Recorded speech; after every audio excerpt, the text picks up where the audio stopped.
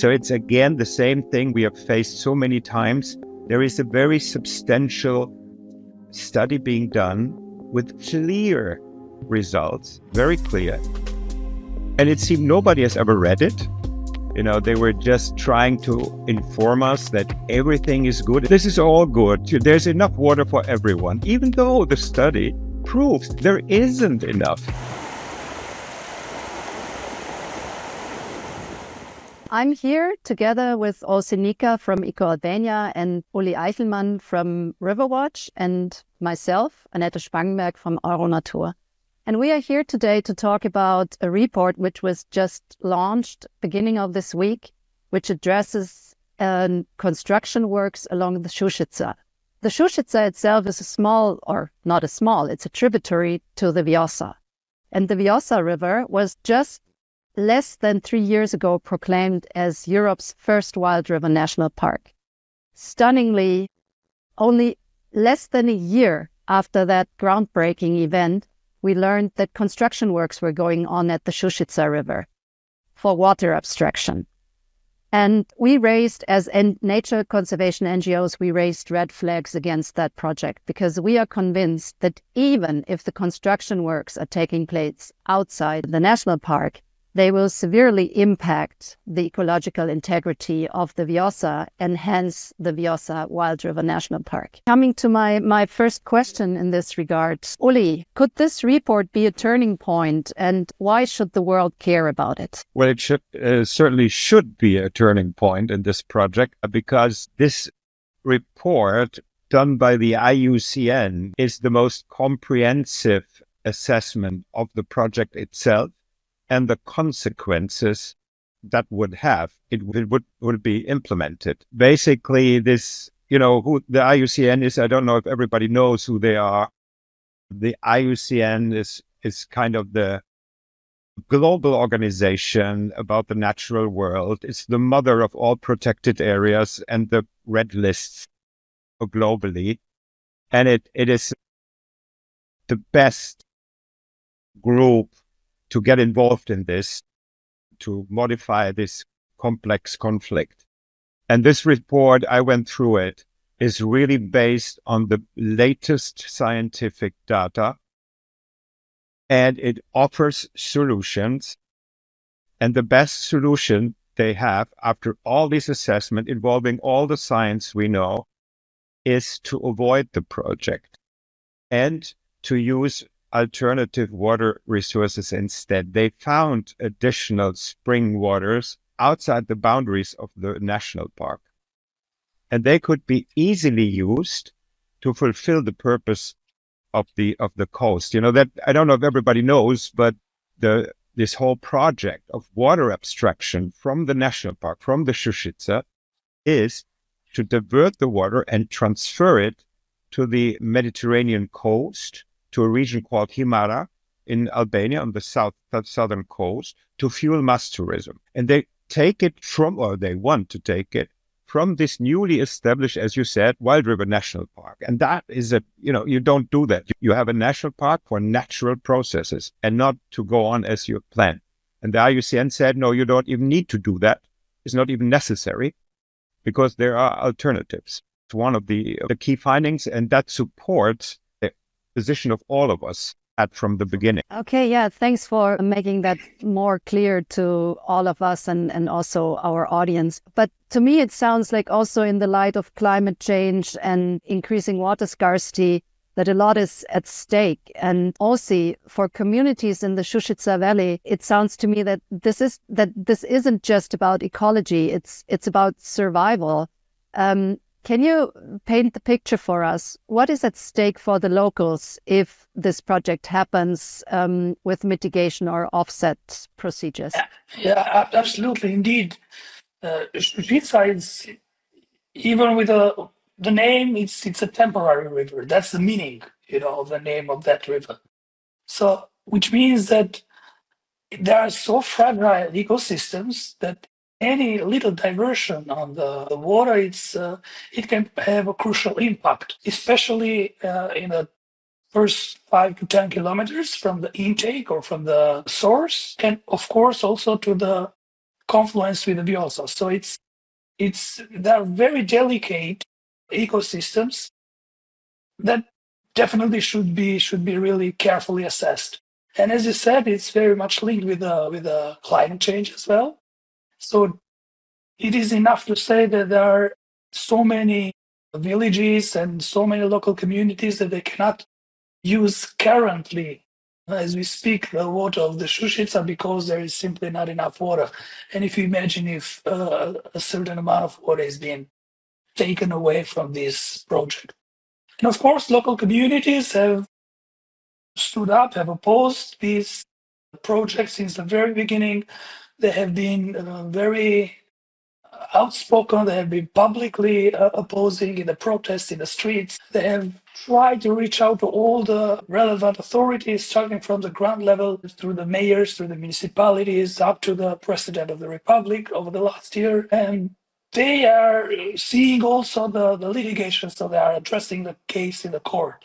So basically, what we say is that, or what we do is just supporting the local community because we think that they are right on their claims, and the right for the water is amongst the human rights in the end of the day. Thanks, Olsi. So I understand that prior to the beginning of the construction works, the local communities weren't consulted properly. Wasn't there any public participation process? Not really, because it's like most of the cases in Albania. We have faced this also in the past when we were opposing the dam construction in the Vjosa. So basically, the local communities are the very last ones to get informed on these sort of projects. And they have been as part of the process because,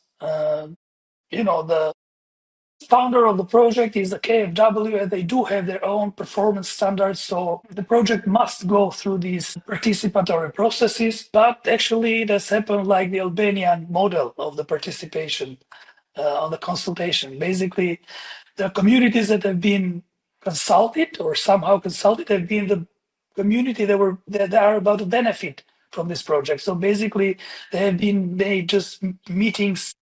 There have been organized meetings in Himara and in some other villages, which are amongst the beneficiaries of the project, but the ones that will suffer the effects of this project, which are the communities, starting from Kuch village all along to the Shushica. They've never been consulted. They've never seen any from the developer, from the government, from the local authorities, from the founding institutions as well, until just a few months ago, when I can call it, there was the normal public hearing. But we are talking that this public hearing, where all these stakeholders that I mentioned have been sitting in one table, it has happened just in December 2024, while the project has started 1.5 years, the construction phase. Planning phase has started in 2019. So as you see, this is the way how public consultation are being organized and are taking place in Albania. And that's really unfortunate because the KfW and also the European money are involved to find this project. And it's really unthinkable how they break their own rules and regulations when it comes to the performance standards and when it comes to the respect of the local communities. It's quite interesting for our audience to maybe get some insights of that meeting. Uli, what happened during that meeting and what did the participants there say about the report's recommendation? Well, let me say first that it was an invitation of the German embassy in Tirana, and they invited all the groups, the Albanian Environmental Ministry, the Albanian Development Fund, who is the investor, and NGO participants. So that was a good move to inform us, but they wanted to inform us about an agreement that had been taken before between the Ministry for Development in Germany and the Albanian Environmental Ministry. That meeting was, for me, it was a good purpose, but in the end, it was like so many times I have seen in Albania.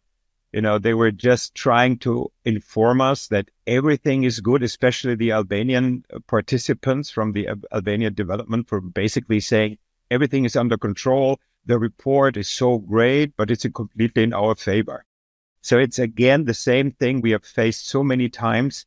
There is a very substantial study being done with clear results, very clear.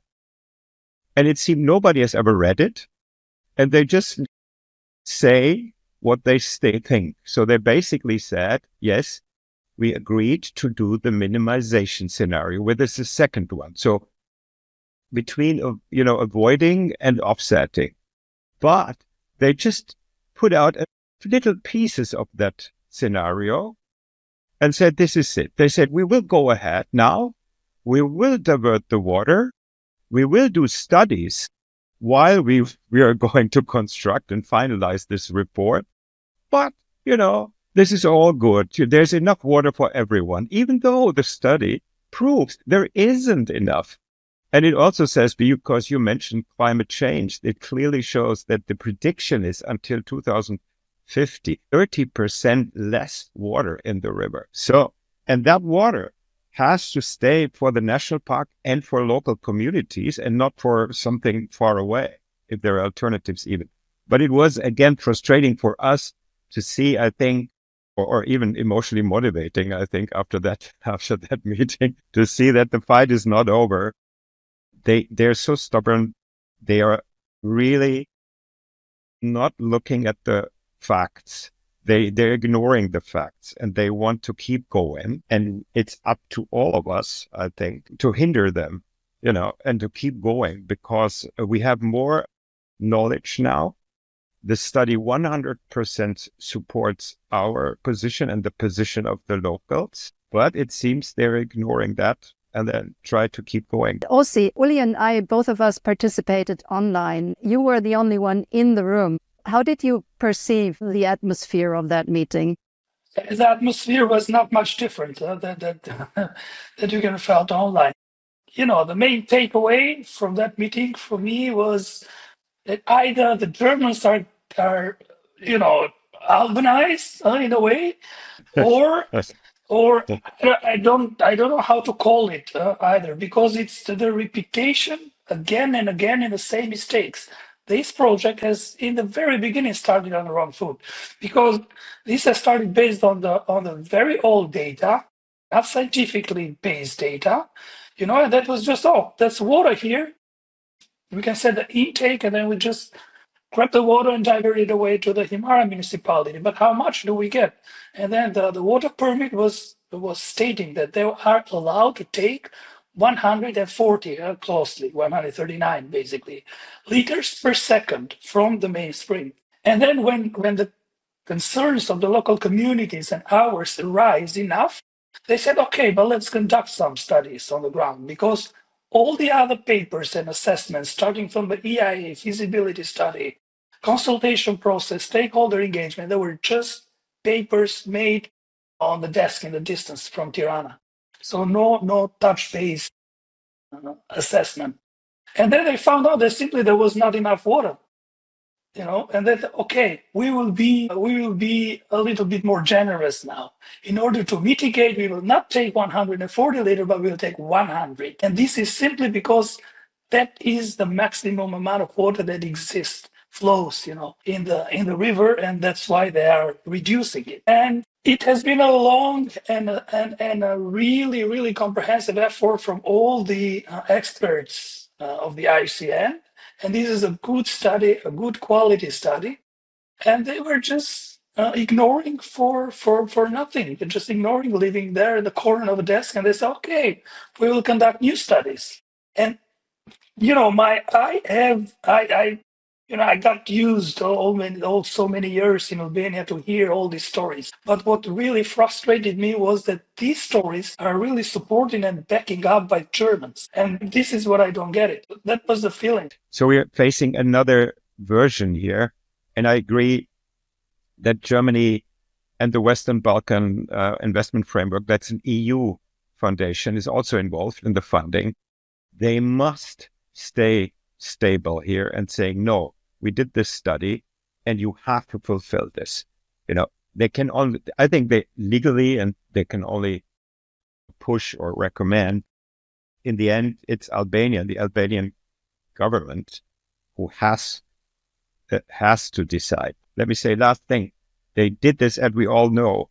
It was a long battle, and everybody's proud of the Wild River National Park in Albania. They use it a lot to promote their country, their green, their sustainable, it's all about this concept of Wild River National Park is all about a connective river net. The Shushica and the tributaries are a crucial part. If what you do to the small part of the national park, you do in the end to the big one. That's the concept. And that's what Albania is proud of. And it's devastating to see, on the one hand, that after a year of celebrating the inauguration, they start nagging and, reducing the quality. But on the other hand, I say, okay, our job never ends. We have to continue. It's really worth fighting for. This is extraordinary, valuable land, and a great idea and a great concept. And I'm ready to continue. Definitely. The Vjosa, Wild River National Parks, the Shushica, and all other tributaries, as well as the Delta, they deserve to be protected, and they deserve that we stand up against economic interests and for ecological integrity of the whole river system of the Vjosa. Guys, we've got 30 seconds each. Give me one reason to hope and one thing viewers can do today. Come on. Well, it's, there are it's already 10 seconds. Multiple reasons to hope, because we really came a long way. I think that this is just another battle that we have to win. And what I would ask the audience is, especially the German audience, they have to stand up and they have to claim from their German authorities how their money are being invested. That's my message. Yeah. My hope is very similar. In nature protection, nature conservation, what we do wherever we do that is a constant fight. And I would rather say that on the Balkans, and in particular in the Vjosa basin, I would say we were extraordinarily successful by, not giving up, by being stubborn, stay and hope, continue the fight. And I think we have to win this Vjosa Wild River National Park several times in the future. And so far, we mostly won them.